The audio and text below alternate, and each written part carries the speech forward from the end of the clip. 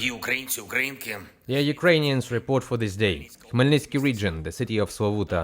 The assessment of the damage caused by the explosion of Russian drones last night is ongoing. The shaheds were shot down, but many buildings have sustained damage. Shattered windows, doors, roofs of the buildings. It is highly likely that the target for these drones was the Khmelnytsky nuclear power plant. The shockwave from the explosion shattered windows, including those on the territory of the NPP. As of now, it is known that around 20 local residents have been injured.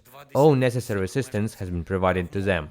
The strike towards the NPP is another reminder to all our partners of how important it is to strengthen Ukraine's air defense and how dangerous it can be when Russia can bypass international sanctions. Many components in the attack drones used by Russian terrorists, as well as their missiles, originate from various countries, various companies, including Western ones.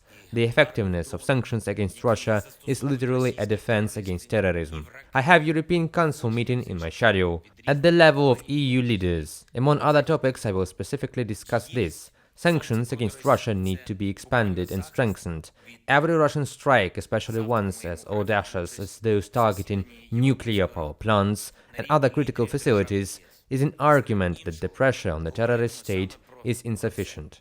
There was an important video conference involving the military, intelligence and government officials. Among the notable points is the occupiers' reaction to the new capabilities of our warriors. After our troops struck the airfields in Berdyansk and Luhansk, we see that the occupiers are relocating their aviation further. Specifically, they are attempting to redeploy it from the territory of our Crimea. This is a good sign. First, the Russian fleet flees, and now Russian aviation is fleeing. The habit of running will be very useful for Russia, because they will have to flee all island, without exceptions. And I thank everyone in the world who helps us become stronger and achieve greater goals. And I thank our warriors for their accuracy.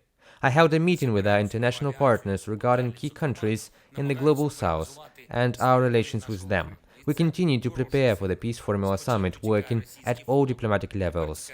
The substance of the meeting is essentially ready, and we are now fine-tuning the list of participants. It is important that in irrelevant negotiations we see unwavering attention to Ukraine and the need to end this war, to end it justly and fairly. The attention exists on different continents, and I am grateful to all the countries that have already confirmed their participation and the level of their representation at the Peace Formula meeting.